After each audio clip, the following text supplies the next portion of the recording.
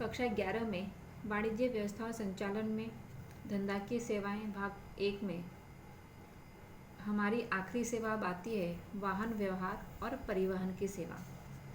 तो वाहन व्यवहार में माल परिवहन किया जाता है। शुरू में पशुओं के द्वारा, वाहनों के द्वारा माल सामान एक स्थान से दूसरे स्थान पर ले जाया जाता था। उसके बाद जलमार्ग की खोज हुई और फिर उसके बाद हवाई मार्ग की खोज की गई।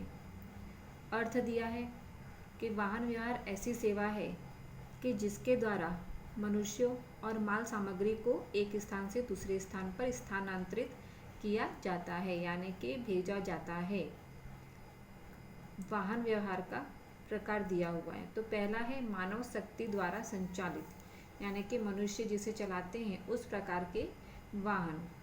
तो जो मानव शक्ति द्वारा संचालित वाहन होंगे उनसे प्रदूषण बहुत ही कम होता है या तो नहीं होता है। पर्यावरण के अनुकूल होते हैं क्योंकि प्रदूषण नहीं होता है। जैसे लिखा है कि बहुत से स्थान इस प्रकार के हैं कि जो पैडल रिक्शा के द्वारा एक स्थान से दूसरे स्थान पर जाते हैं। उदाहरण लिखा है कि कोलकाता है शहर जिसमें आज भी इस प्रकार की पैडल रिक्शाएं चलती है जो मानव परिवहन के लिए इस्तेमाल की जाती है। कुछ जगह ऐसे हैं कि जहाँ पे हाथ लारी के द्वारा माल सामान का विक्रय किया जाता है। तो ये मानव शक्ति द्वारा संचालित वाहन है जिससे प्रदूषण नहीं होता है और पर्यावरण के अनुकूल होते हैं। दूसरा आता है पशु शक्ति द्वारा संचालित, कि जो पशु गाड़ियाँ खींचते हैं, जैसे बैलगाड़ी है, घोड़ा गाड़ी है। तो ये सारी चीज़ें इस प्रकार की है जो पशुओं के द्वारा माल सामान ले जाने के लिए इस्तेमाल की जाती है। दूसरा है हवाई मार्ग। तो हवाई मार्ग में मनुष्य और माल सामग्री दोनों का स्थानांतरण कर सकते हैं। हवाई मार्ग ये काफ़ी महंगा होता है और अन्य मार्गों की तुलना में। साथ में रनवे के लिए जगह की आवश्यकता होती है, एयरपोर्ट की आवश्यकता होती है। और अगर जहाँ पे इस प्रकार के रनवे नहीं हो, कि जहाँ मतलब विमान जब उतरता है या फिर उड़ने वाला होता है तो उसे काफ़ी लंबी दूरी तक चलाया जाता है। अगर ऐसी कोई व्यवस्था ना हो तो वहाँ पे हेलीकॉप्टर का इस्तेमाल किया जाता है, हेलीपैड वगैरह बनाए जाते हैं। अगला आता है भूमि मार्ग। भूमि मार्ग में सबसे पहला है रेलवे मार्ग। तो रेलवे मार्ग ये मनुष्यों को और माल सामग्रियों को परिवहन का एक अच्छा साधन है। सामान्य रूप से डीजल और विद्युत का इस्तेमाल होता है इसमें चालक बल के रूप में, लेकिन कई बार ट्रेन के सभी अथवा कुछ डिब्बों में चालक शक्ति होती है जिसे मल्टीपल यूनिट ट्रेन कहा जाता है। ये एग्ज़ाम में लगभग हमेशा पूछा जाता है कि मल्टीपल यूनिट ट्रेन किसे कहा जाता है।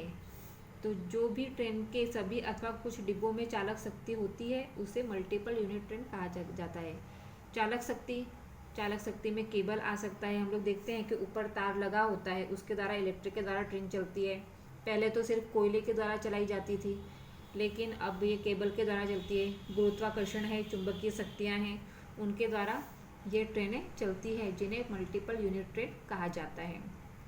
भारत में अभी अभी कॉम्प्रेस्ड नेचुरल गैस यानी कि CNG चालक बल के रूप में इस्तेमाल हो रहा है। चालक बल यानी कि जिनके द्वारा वाहन चलते हैं। तो अब के समय में CNG का इस्तेमाल होता है। CNG वाली काफ़ी सारी गाड़ियाँ हमें देखने को मिलती हैं जिनके द्वारा प्रदूषण कम होता है। तो इस प्रकार ये रेलवे मार्ग है। सड़क मार्ग। तो सड़क मार्ग एक स्थान से दूसरे स्थान पर जाने के लिए इस्तेमाल किया जाता है, चाहे वो मनुष्य हो चाहे वो माल सामग्री हो, आसानी से एक स्थान से दूसरे स्थान पर स्थानांतरित किया जाता है।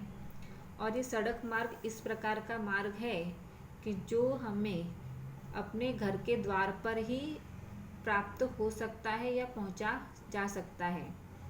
साथ में है कि बस के द्वारा अधिक व्यक्तियों का वहन किया जा सकता है, यानी कि बस सेवा है उसमें ज़्यादातर व्यक्तियों को बैठा करके एक स्थान से दूसरे स्थान पर पहुंचाया जा सकता है।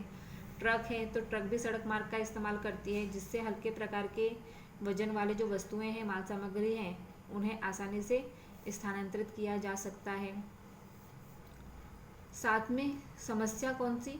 तो वाहनों के बढ़ते उपयोग के कारण वायु प्रदूषण है, ध्वनि प्रदूषण है, ट्रैफिक जाम है और पार्किंग जैसे प्रश्न पैदा होते जा रहे हैं कि वाहन हमें इस्तेमाल करने में तो अच्छे हैं, हमारे उपयोगी हैं, लेकिन समस्याएं भी बहुत सारी सर्जित होती हैं।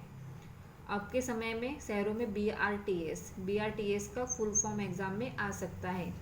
तो बस रैपिड ट्रांजिट सिस्टम का उपयोग किया जाता है और इन बसों के लिए विशेष प्रकार के रास्ते बनाए जाते हैं, जिससे BRTS से आसानी से एक स्थान से दूसरे स्थान पर शीघ्रता से हम पहुंच सकते हैं। तो इस प्रकार ये सड़क मार्ग हो गया। उसके बाद अगला आता है जल मार्ग।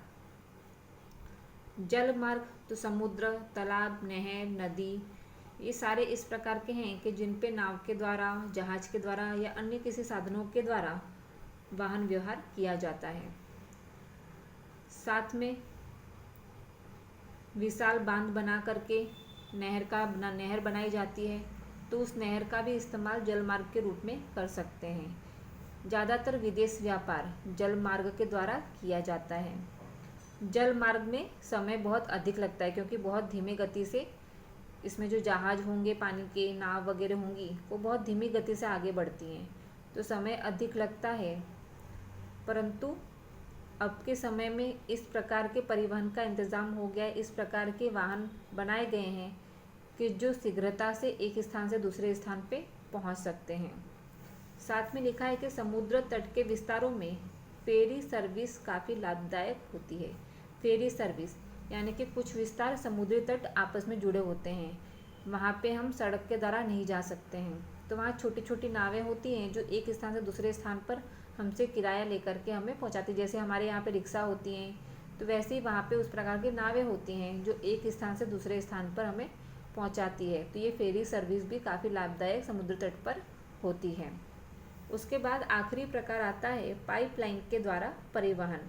पाइपलाइन तो जो तरल पदार्थ होते हैं, लिक्विड होते हैं, जो गैस पदार्थ होते हैं, इन दोनों के लिए इस प्रकार की पाइपलाइन का इस्तेमाल किया जाता है और ये पाइपलाइन इन प्रकार की वस्तुओं के लिए अधिक उपयोगी होता है। जैसे तरल कचरे के निकाल यानी कि जो लिक्विड कचरा होता है उसके निकाल के लिए पाइपलाइन डाली जाती है। पानी है, पेट्रोलियम है, प्राकृतिक गैस है, इन सभी चीज़ों के लिए पाइपलाइन की व्यवस्था की जाती है परिवहन करने के लिए, यानी कि एक स्थान से दूसरे स्थान पे भेजने के लिए पाइपलाइन का इस्तेमाल किया जाता है। जैसे दिया है उदाहरण कुछ दिए हैं कि हजीरा जो गुजरात में है, तो हजीरा से मध्य प्रदेश तक और उत्तर प्रदेश में गैस परिवहन के लिए पाइपलाइन डाली गई है। भारत में असम, बिहार, गुजरात, उत्तर प्रदेश, हरियाणा आदि राज्यों में क्रूड ऑयल और पेट्रोलियम उत्पादनों का परिवहन इन पाइपलाइनों के द्वारा किया जाता है। क्रूड ऑयल का मतलब होता है कि जो कच्चा तेल प्राप्त होता है ज़मीन में से, वो पेट्रोल है। तो ये चीज़ें इस प्रकार की है, गैस है। तो ये कुछ अभी प्रदेशों के उदाहरण दिए हैं कि यहाँ पे पाइपलाइन डाल करके जो गैस है, तरल होते हैं पदार्थ, पेट्रोल है, कच्चा तेल है, क्रूड ऑयल है, इनका परिवहन पाइपलाइन के द्वारा किया जाता है। तो यहाँ आपके इस पाठ में हमने धंधा की सेवाएं हैं, तो काफ़ी सारी सेवाओं के बारे में जानकारी प्राप्त की। बीमा है, गोदाम की सेवा है, डाक सेवा है, परिवहन की सेवा है, वाहन व्यवहार की सेवाएं हैं। तो इस प्रकार विविध प्रकार की सेवाओं के बारे में हमने जानकारी इस चैप्टर में प्राप्त की है। तो यहाँ पे आपका ये चैप्टर पूरा होता है।